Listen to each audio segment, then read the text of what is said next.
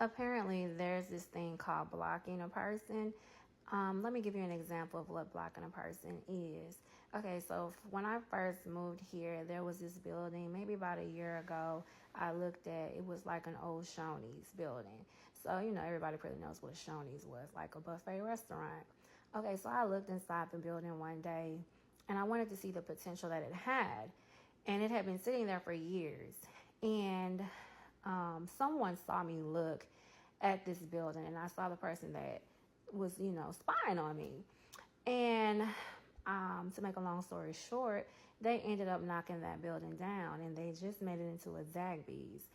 So there's also another way that they can block you. Say a guy's interested in you, and they find out that the guy is interested in you. They can stop you from ever meeting the guy again by blocking him. That's crazy, huh? Some people would say that it's because you're down here in Vicksburg. No, baby. Let me tell you about if a person really don't want you to succeed in life. Even though they can't stop anything because God got me. They may can delay it, but you know how that goes. Okay, so most of the people, when I was in Texas, have come down here and moved just to help assist in the blocking. Another example is I was about to start keeping kids when I first moved here and where I live.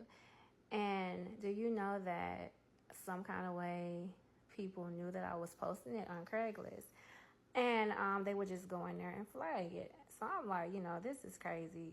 You torture people on the jobs, when you're trying to do your job to the best of your ability, but then you want to get mad because they're trying to do it on their own because they can.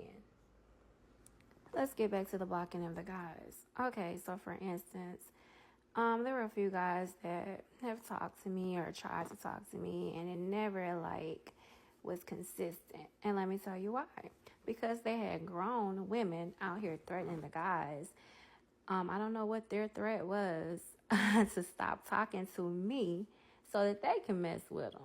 So I have been threatened myself, but I don't pay attention to it because you're not going to bully me.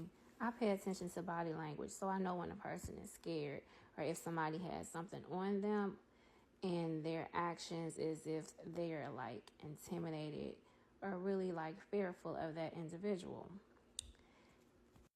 I have actually heard females tell guys if they can't have their way with them, then I'm going to get you fired. And that's crazy because some guys have a record, so they can't really switch jobs like that. You get what I'm saying? So stability is really what, everyone has to have.